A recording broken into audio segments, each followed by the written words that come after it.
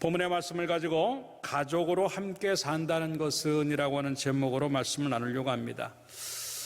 가족인데도 가족같이 아니하고 가정인데도 행복하지 않은 그런 모습들, 거꾸로 놓고 생각해 본다면 가족이기 때문에 더 쉽게 더 함부로 할 수 있는 그러한 상황들이 이루어지지 않겠는가 하는 것을 보면서 함께 살아간다고 하는 것, 더군다나 가족이라고 하는 이름으로 함께 산다고 하는 것이 무엇일까 하는 것들을 여러분과 생각해 보면서 은혜를 나누고자 하는 것이에요. 그 이야기가 오늘 본문의 이야기를 통해서 주는 교훈인데, 고린도 교회 주는 교훈들입니다.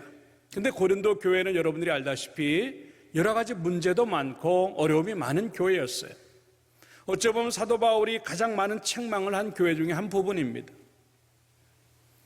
근데 그들 속에 그 문제가 있는 그 중심에 뭐가 있냐면 11절의 말씀에 보니까 분쟁이라고 하는 것이에요.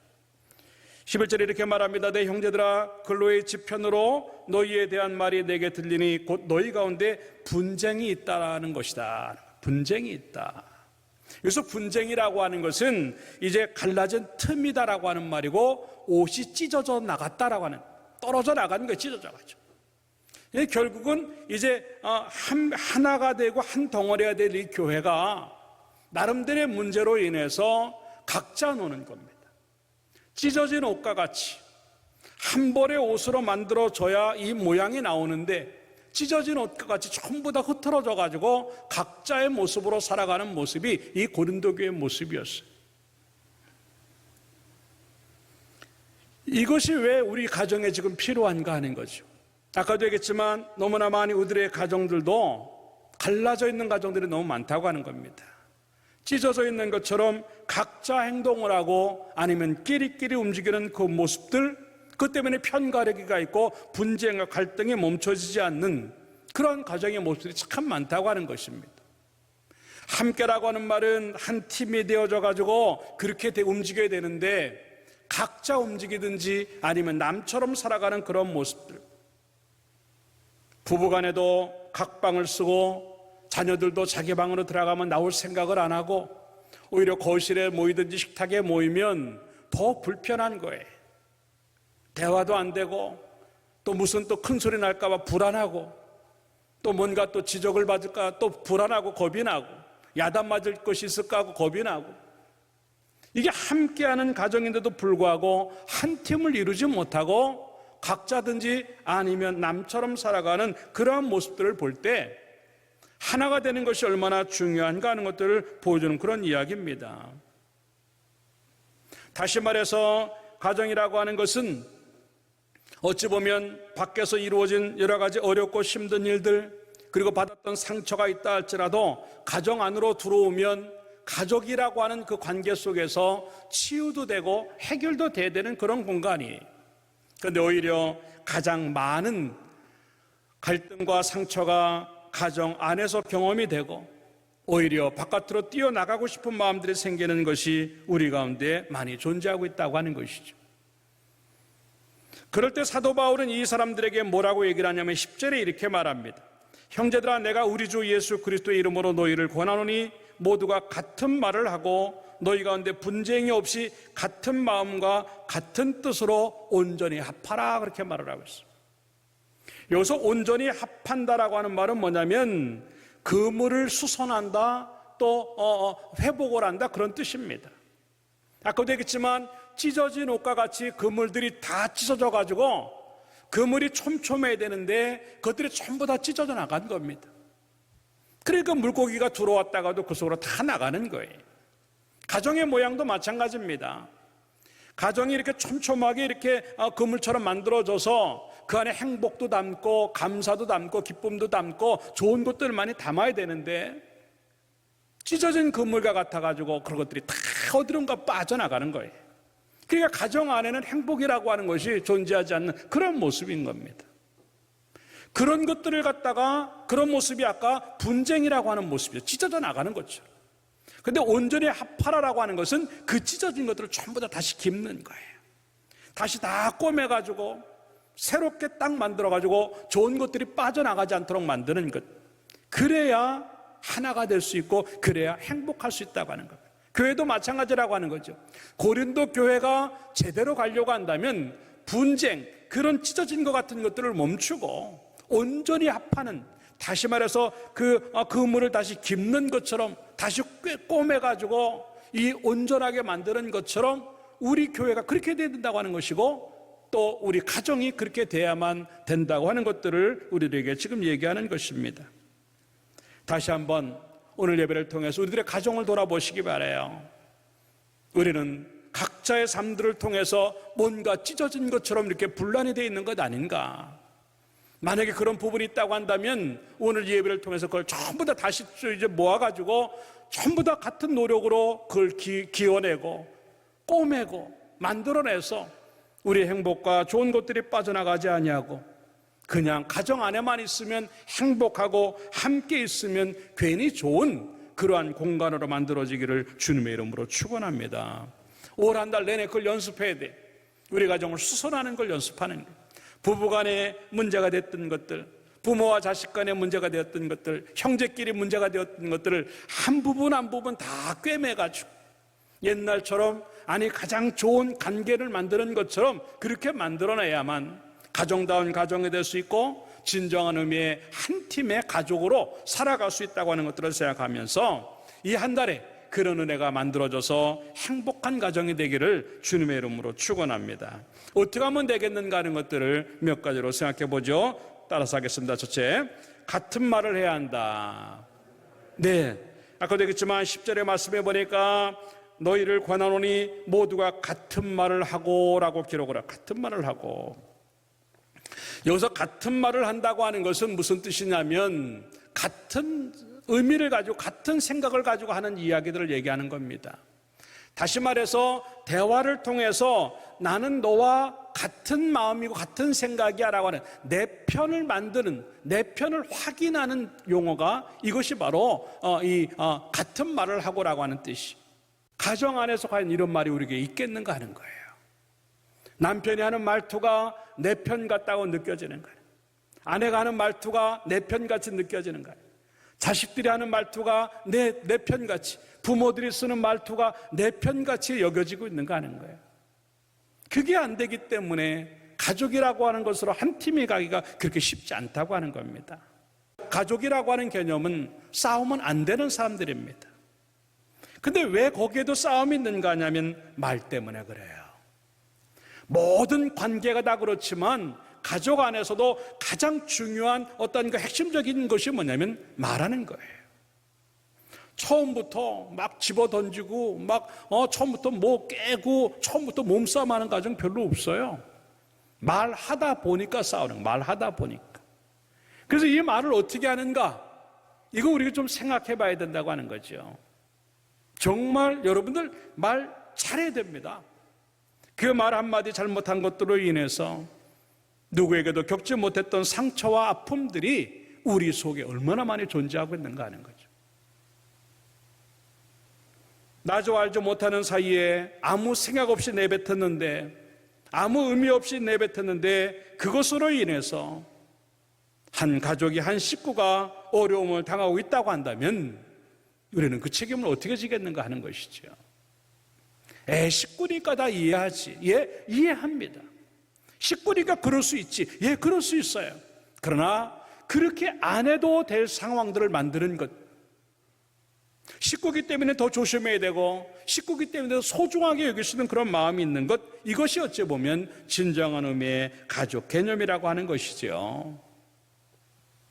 말은 많은데 쓸만한 말은 없고, 말은 많은데 들을 만한 말은 별로 없고, 말은 많은데 그 많은 말 때문에 아픔이 존재한다고 한다면 차라리 말을 줄이는 것이 더 낫다고 하는 것이죠.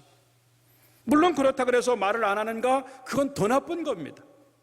할 말을 하고 살아가는 것, 그리고 마땅히 상대에게 해줘야 될 이야기들을 하고 살아가는 것은 아주 중요한 요소들이지요. 그럼에도 불구하고 그 많은 말들로 인해서 상대방이 상처를 입는다고 한다면 우리는 조금 조절해야 될 필요가 있다고 하는 것입니다. 지난 한 주일 동안 여러분들이 썼던 언어가 어떤 언어입니까? 남편에게 가장 많이 썼던 말이 어떤 말입니까? 아내에게 썼던 말 중에 가장 많은 말이 어떤 말입니까? 자녀들에게 썼던 언어는, 그리고 부모들에게 썼던 언어들은 그네들을 살리는 말이었는가 아니면 죽이는 말이었는가 하는 거죠. 분위기를 깨고 공격하고 거짓말을 하고 무시하는 말들, 가장 듣기 싫은 말이 뭔가? 내가 다 알아서 해. 가장 듣기 싫은 말은 뭔가? 네가 뭘 알아? 나중에 건들지 마라. 웃겨. 뻔하지 뭐. 잘하는 게 없어. 아이들에게도 넌 누굴 닮았냐? 나중에 커서 뭐가 되려고? 이러한 이야기들이 가장 듣기 싫은 말이라고 하는 것이죠. 대화를 한다 할지라도 잔소리하는 것처럼 하고, 지적을 하고, 야단치는 것처럼 하고, 부정적인 말들을 계속한다고 한다면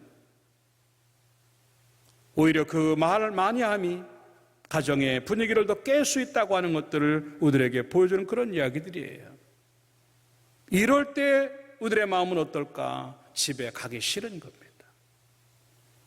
꼭 잘못을 해서 집에 들어가면 엄마한테 혼나는 그런 아이처럼 웬만하면 집에 들어가기 싫고, 집에 있으면 어딘가 건수를 만들어서도 나가고 싶고 집에서 벗어나고 싶은 그런 마음들이 생긴 것. 집 자체가 싫은 건 아니에요. 집에 가면 너무 좋은데 식구들이 싫은 거예요. 집에 가면 너무 좋은데 아빠의 무서움이 싫고, 집에 가면 너무 좋은데 엄마의 잔소리가 싫은 거예요. 집에 가면 너무 좋은데 아내의 잔소리와 집에 가면 너무 좋은데 남편의 무시하는 소리가 싫은 거예요. 그러니까 집에 있지 않고 싶고 자꾸 어디론가 가고 싶다라고 하는 것이죠.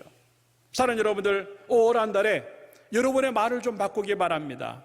여러분의 말들이 상대방을 살리고 치유하고 상대방에게 기분 좋고 힘이 되는 그러한 이야기가 주어지기를 주님의 이름으로 축원합니다. 얼마나 좋은 이야기들이 많아요. 단어도 얼마나 품이 있고 점잖고 인격적이고 덕이 되는 일이, 이 단어가 얼마나 많아요. 우리가 쓰는 언어도 칭찬할 말이 얼마나 많고 장점을 얘기하고 높여줄 수 있고 격려하고 힘을 주는 그런 이야기들이 얼마나 많아요. 그런데 우리들은 그런 것들을 잘 안 합니다. 왜? 식구니까 편하다고 하는 이유, 그리고 그 사람이 이걸 고쳤으면 좋겠다고 하는 그 생각 하나 때문에 그런 얘기를 안 하는 거예요. 그러나 여러분들, 칭찬하면 고래도 춤을 추게 하는 법입니다. 지적을 해서 사람을 바꾸는 것보다는 칭찬을 해서 바꾸는 게 훨씬 빠르다고 하는 거죠. 근데 우리의 이 사고방식, 틀에 박힌 생각은 뭐냐면 계속 자극을 줘야 잘한다고 생각하는 거예요. 베드로전서 4장 11절에서 뭐라고 말을 하고 있냐면, 만일 누가 말하라면 하나님의 말씀을 하는 것 같이 하고 라고 하는 거예요. 하나님의 말씀, 그 말이 무슨 하나님과처럼 얘기하라고 하는 것이 아니라 이것이 복음적인, 상대방을 기쁘게 해주는 말인가 하는 거예요. 복음이라고 하는 것은 기쁨의 소식이에요. 하나님이 말씀하시는 것처럼, 하나님이 우리에게 물론 책망하실 때도 있지만 얼마나 많은 성경이 우리에게 힘이 되고 은혜가 되고 복이 되게 말씀하시고 계신가 하는 건데, 이걸 우리가 배워야 된다고 하는 겁니다. 다시 말해서 말 한마디만 바꿔도요, 우리의 가정은 달라질 수 있다고 하는 걸 의미하는 것입니다. 사는 여러분들, 5월 한 달 다른 것보다도 말 한마디 바꾸기 위해서 노력하는 한 달이 되기 바래요. 그래서 그 말 한마디 때문에 가정의 분위기가 달라지고 가족들의 모습들이 달라지는 그런 모습들이 만들어지길 주님의 이름으로 축원합니다. 잠언 18장 20절과 21절의 말씀에 보니까 사람은 입에서 나오는 열매로 말미암아 배부르게 된다는 겁니다. 자기가 말 한 대로 사는 거, 말 한 대로. 내가 부정적인 얘기를 했으면 부정적인 것들이 내 배를 부르게 해요. 내가 나쁜 얘기를 했으면 나쁜 것들로 내 인생이 채워지는 겁니다. 내가 무시하는 소리를 하면 우리 가정은 무시하는 것들로 채워지는 거예요. 그러면서 곧 그의 입술에서 나는 것으로 말미암아 만족하게 된다고 하는 겁니다. 다른 거로 채워지지 않아요. 여러분의 말 그것으로 여러분의 가정이 채워지는 것이, 인생이 채워지는 거예요. 그러면서 21절에 죽고 사는 것이 혀의 힘에 달렸다. 죽고 사는 것이. 네. 여러분의 혀 하나 때문에 상대방이, 가족이 죽을 수도 있고 살 수도 있다고 하는 것을 의미하는 것입니다. 이제 여러분의 언어는 살리는 언어가 되기를 주님의 이름으로 축원합니다.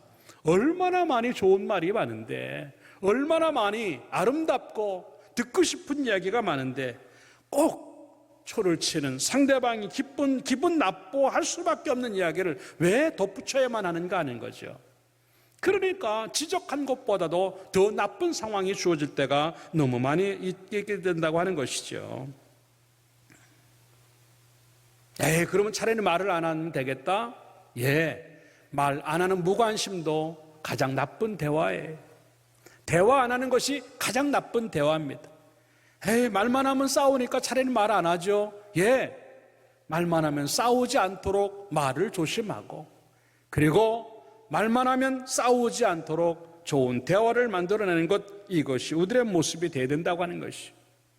그 말이 조금만 더 지나쳐도요, 하나가 되기 어려워요.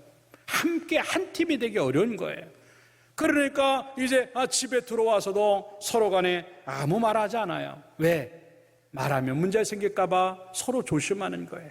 그러니까 집안 분위기가 어색해지는 거예요. 어색해지니까 각자 텔레비만 보고 있는 거예요. 아이들은 자기 방에 들어가서 게임이나 하고 있는 거예요. 함께 하는 게 너무 어색하니까 이제 여러분들 그 분위기를 깨고 그냥 함께 하면 너무 좋은, 함께 하면 웃음이 나오고 행복하고 할 얘기가 많아지고, 방에 들어가 있다가도 궁금해서 거실로 나오고 싶고, 방에 들어가 있다가도 엄마 보고 싶고 아빠랑 얘기하고 싶어서 식탁으로 몰려들 수 있을 정도로 서로의 이제 대화를 통해서 뭔가 더 나은 것들을 얻기 위해서 몸부림치고 노력하는 여러분의 가정이 됨으로 말미암아 여러분들의 같은 말로 함께 살아가는 것이 즐겁고 행복한 모습이 되기를 주님의 이름으로 축원합니다. 두 번째, 따라서 합시다. 같은 마음이 있어야 한다. 서로의 마음을 알아야 된다고 하는 것입니다. 여기서 같은 마음이라고 하는 것은요, 상대방의 마음을 살피는 그런 이야기예요. 지적하고 나무라기만 하고 꾸지람을 하고 또 이렇게 또 야단치고 하는 그런 일들은 많지만, 잔소리하는 건 많지만 정말 상대방의 마음을 헤아려 본 적이 있는가 하는 거예요. 더구나 코로나19로 인해서 어려움을 겪고 있는데 지금 내 남편의 마음이 어떨까? 사업도 안 되고 또 직장도 안 되고 어디 가지도 못하는 내 남편이 어떤 마음일까? 내 아내는 어떤 마음일까? 평소에 안 했던, 정말 어찌 보면 삼시세끼를 다 해대야 되는 그런 상황에 놓인지도 모르잖아요. 남편이 출근 안 하고 애들 학교 안 가니까. 그럴 때 그걸 해내는 아내의 마음은 어떨까? 자녀들의 마음은 어떨까? 부모들의 마음은 어떠실까? 이런 마음을 헤아리는 것들이 우리 가정을 한 팀으로 만들고 가족이라고 하는 개념으로 함께 살 수 있다고 하는 거예요. 이 이야기가 로마서 12장 15절에는 뭐라고 말을 하고 있냐면, 즐거워하는 자들로 함께 즐거워하고 우는 자들과 함께 울라. 서로 마음을 같이 하며 높은 데 마음을 두지 말고 도리어 낮은 데 처하며 스스로 지혜 있는 채 하지 말라 그랬어요. 즐거워하는 자들에게 함께 즐거워하면서 축하해주고, 즐거운 일이 있구나, 기쁜 일이 있구나, 축하해라고. 나도 좋아. 우는 자들의 마음을 함께 하면서 왜 우는지 그 눈물을 닦아주고, 또 마음을 함께 이렇게 해주면서 위로가 될 수 있는 존재. 마음을 낮춰가지고 상대방의 자존감을 높여주고 살만 나게 만들어주고, 그리고 내가 내 자신을 낮춤으로 말미암아 오히려 상처받은 사람들 다 끌어안아 줄 수 있을 정도의 그런 마음을 알아주는 가정, 그런 가족들이야말로 얼마나 행복할까 하는 거예요. 이걸 쉽게 말하면 공감하는 거예요. 공감이란 말을 더 쉽게 말하면 상대방의 마음을 내 마음같이 생각하는 거예요. 근데 이게 안 되니까 어려워요. 내 마음을 먼저 알아달라. 당신 내가 얼마나 힘든 줄 알아? 내 마음을 좀 알아달라고. 물론 알아줘야죠. 그럼 내 마음을 알아주게 하기 위해서는요, 상대방의 마음을 먼저 알아줘요. 그 마음이 정상적으로 회복되면, 즐거운 마음, 그리고 행복한 마음이 깃들면요, 말하지 않아도 상대방이 내 마음을 알아줍니다. 근데 그 사람이 지금 울고 있는데, 그 사람이 지금 아픈데, 그 사람이 지금 힘든데 내 마음 알아달라고 하면은요, 난 너보다 더 힘들어 그래요. 그렇기 때문에 내 마음을 알아달라고 말하기 전에 상대방의 마음이 지금 어떨까라고 해요. 그 정도의 공감, 그 정도의 상대방 입장에서 생각할 때 이게 달라진다고 하는 거죠. 다시 말해서 모든 치유는 마음을 알아주는 데부터 시작되어지는 거예요. 근데 지금까지 아프다고, 가족 때문에 아프다고 하는 이유가 뭐냐면 서로의 마음을 알아주지 않기 때문에 그래요. 이 말씀이 잠언 15장 15절의 이야기입니다. 고난받는 자는 그날이 다 험악하나, 그렇잖아요. 고난을 받으면 다 어려워요, 그날이. 그러나 마음이 즐거운 자는 항상 잔치하느니라. 이 말은 뭐냐면 고난을 받는 그 시간인데도 불구하고 마음이 즐거운 사람이 있는 거예요. 그 사람은 잔치하는, 파티 열고 살아가는 사람하고 똑같다는 얘기죠. 우리가 지금 코로나19로 인해서 다 고난당하는 상황이에요. 다 험악한 시간을 보내는 거예요. 근데 어떤 사람은 마음에 잔치하고 파티하는 마음이 왜 생기는가? 그 고난조차도 없앨 수 있는 가족이라고 하는, 한 식구라고 하는 그 사람들로 인해서 마음에 즐거움을 갖기 때문에 그러는 거예요.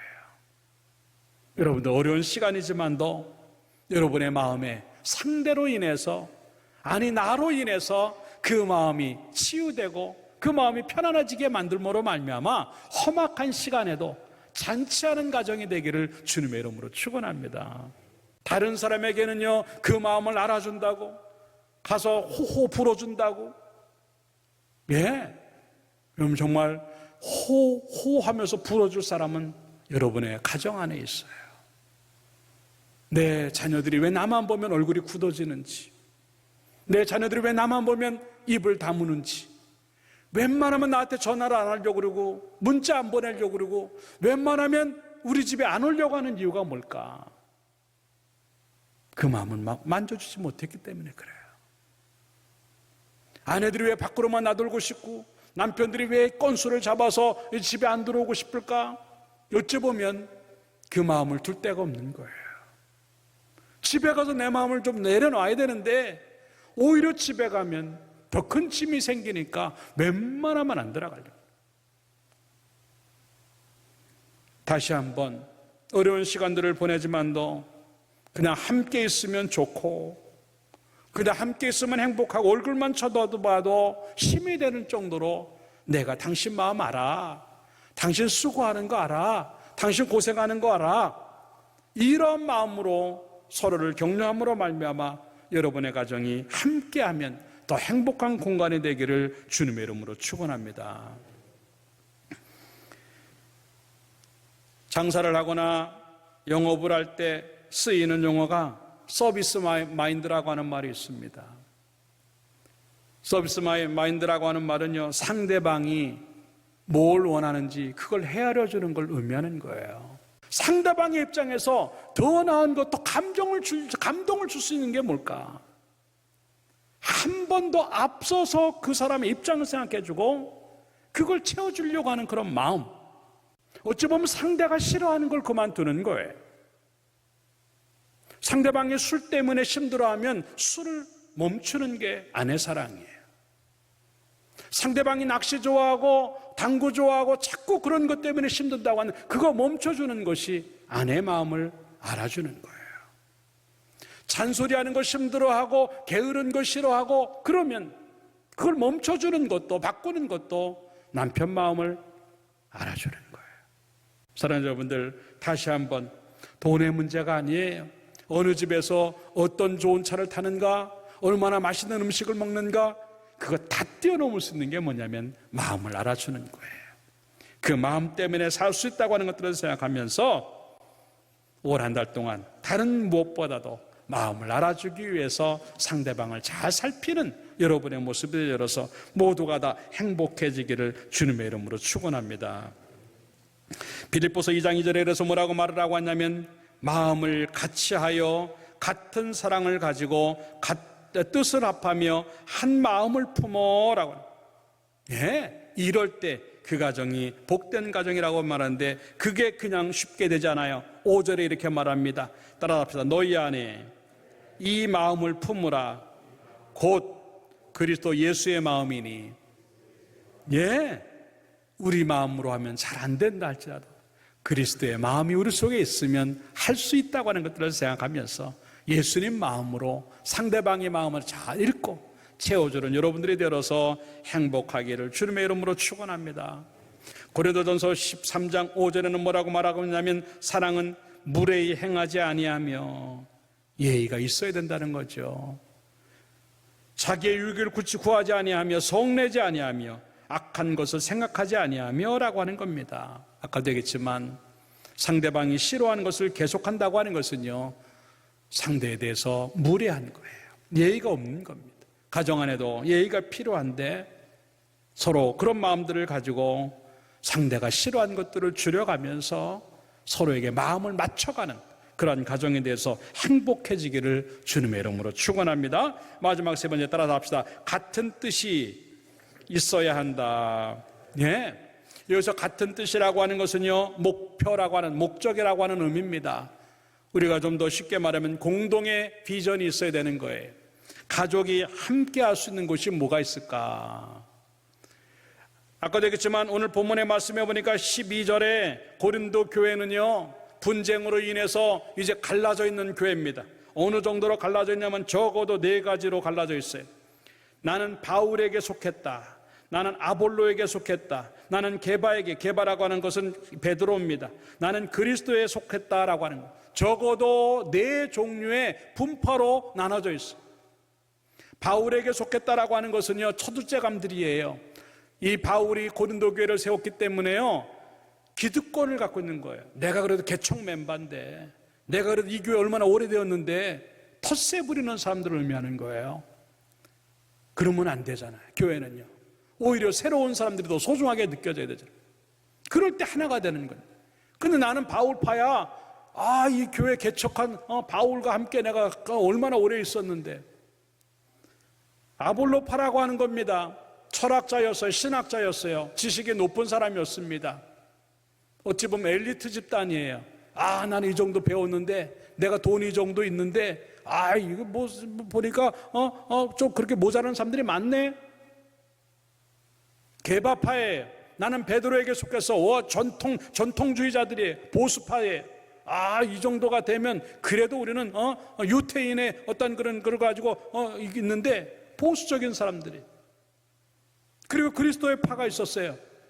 아니, 이 교회 오니까 웬 파가 이렇게 많어? 무슨 바울이 있고 아볼로 파가 있고 게바 파가 있고. 우리는 그런 건 다 필요 없어. 나는 그리스도 파야. 근데 이 사람들이 제일 문제예요. 그리스도 파면 그리스도 파가답게 살아야 되는데 자기네들이 제일 잘났다고 생각해요. 우리는 그리스도 파니까 여기 안 끼는 사람 다 세상적이 인간적이야. 그리스도 파끼리 모여야 돼. 또 다른 파가 생기는 거예요. 이러한 파가 생기니까 이 고린도 교회는 하나가 될 수가 없었고 공동의 목표가 없는 거예요. 왜 교회가 존재해야 되는지, 교회가 뭘 해야 되는지. 그러니까 필요하는 거예요. 자기 멋대로 각각 하고 싶은 대로 하는 거예요. 가정도 마찬가지입니다. 각각 있는 거예요. 공동의 목표가 없어요. 공동의 비전이 없어요. 너 이 다음에 뭐가 될래? 너 이 다음에 커서 어떤 사람이 될래? 어떻게 살고 싶어? 각자에게는 다 목표가 있고 목적이 있고 꿈이 있어요. 근데 언제 한번 여러분의 가정에서 우리 가정 단위로 뭘 한번 해볼까? 우리 가정은 이 나라를 위해서 뭘 할 수 있을까? 우리 가정의 이름으로 교회를 위해서 뭘 할 수 있을까? 우리 가정의 이름으로 세계 선교를 위해서 뭘 할 수 있을까? 가정 공동의 목표가 없는 거예요. 한 번도 그런 걸 뜻을 세워본다고 생각을 안 한 거예요. 그러니까 각자는 노는데 뭘 같이 하자 그러면요, 안 한다 그러는 거예요. 올 한 달에 그걸 좀 만들기 바래요. 우리 공동의 목표를 한번 정해보자. 우리 가정이 정말 하나님 앞에 쓰임받기 위해서, 우리 가정이 하나님에게 멋지게 살아보기 위해서 한번 우리 가정의 목표를 갖고 어떤 걸 한번 해볼까? 어려운 사람을 어떻게 한번 도울까? 우리는 이렇게 살아야 돼. 우리 가정은 이렇게 살아야 돼. 네, 그래도 잘 안 되는데 그런 것조차도 이야기도 나눈 적이 없고 그런 것조차 세운 적이 없으니까 공동의 목표를 가지고 살아간다는 것이 뭔지를 모를 때가 참 많다고 하는 겁니다. 시너지 효과라고 하는 말이 있어요. 하나에서 나오는 효과보다도 둘에서 나오는 효과가 훨씬 크다고 하는 겁니다. 하나 더하기 하나는 2가 될 것 같지만 각각 놓으면 1과 1이 되기 때문에 둘밖에 없지만 그게 합쳐지면 그게 3개가 될지 4개가 될지 아무것도 모르는 거예요. 말 한 마리가 4톤을 끈다고 하는 거예요. 무게를, 4톤의 무게를. 근데 말 2마리면 당연히 8톤을 끌어야 되는데 말 2마리가 끄는 힘은 22톤이라고 하는 거죠. 훨씬 큰 게 2마리가 합칠 때 나오는 거예요. 가정이라고 하는 공동체가 그런 것이 각자 놀면 별거 아닌 것처럼 보이는데 그 힘이 부모와 자식 간에 또 형제들이 아니면 또 이제 3세대 할머니 할아버지까지 전부 이렇게 다 뭉쳐갖고 하면요 훨씬 많은 일을 할 수 있다고 하는 것을 우리에게 보여주는 그런 말이죠. 가정의 시너지 효과가 얼마나 있겠는가. 그런 것들을 잘하고 싶어서 어떤 가정은요 가훈을 만들어요. 공동의 목적이 있을 때 더 의미 있고 가치 있게 살 수 있다고 하는 것입니다. 아모스 3장 3절의 말씀에 보니까 두 사람이 뜻이 같지 않은데 어찌 동행하겠으며 라고 뜻이 같다고 하는 거예요. 함께 가는 그 길, 가정이 함께 가는 것, 그리고 명문의 가문을 목적으로 하고 하나님에게 쓰임받는 사명의 그런 가정이 되기 위한 목적이 있을 때 우리는 훨씬 더 잘 갈 수 있다고 하는 것을 의미하는 건데 나는 과연 뭘까라고 하는 거죠.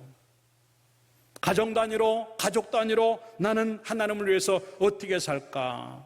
너무 목적 없이, 공동의 비전 없이 지금까지 살아온 거예요.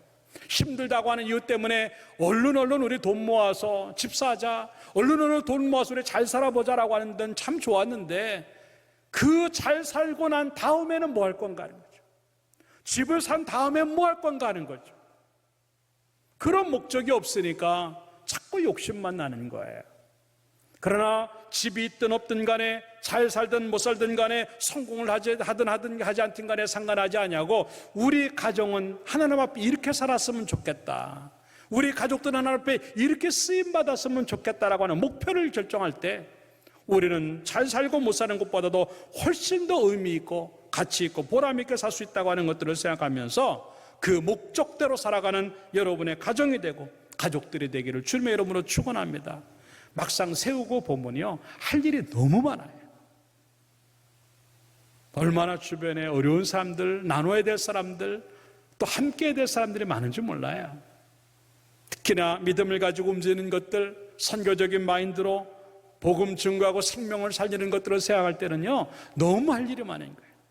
그 일을 가족들이 함께 할 수 있을 때 그게 얼마나 행복하겠는가 하는 것인데 올해 그런 것들이 만들어져서 우리 가정은 이제 이렇게 산다. 그것도 아버지가 마음대로 정하지 말고 식구들이 딱 모여가지고 야 우리 어떻게 하면 좋을까? 오늘 목사님 설교하셨는데 우리 어떤 목표를 가지고 한번 살아볼까? 그거 하나 정하면 조금만 좀 힘들어도 야 우리 이런 목적이 있잖아. 우리 이런 꿈이 있잖아. 기도하자. 그리고 우리 힘있게 한번 해보자. 그랬을 때 훨씬 더 가족들의 결속력이 커진다고 하는 것들을 생각하면서 그 모습들이 만들어지기를 주님의 이름으로 축원합니다. 결론적으로 말씀을 드립니다. 분쟁이 있는 곳에는 마귀가 있다라고 하는 말이 있습니다. 하나님이 원하시는 것 그런 것이 아니죠. 물론 쉽지 않은 것입니다. 너무나 오랜 세월 동안 잊고 살았고 무시하며 살았고 괜찮은 줄 살았고 자기도 모르게 좋지 않은 것들이 습관이 되어버린 게 너무나 많아요. 이제는요 다시 한번 생각해보자 하는 거죠. 우리 가정이 어떤 가정일까?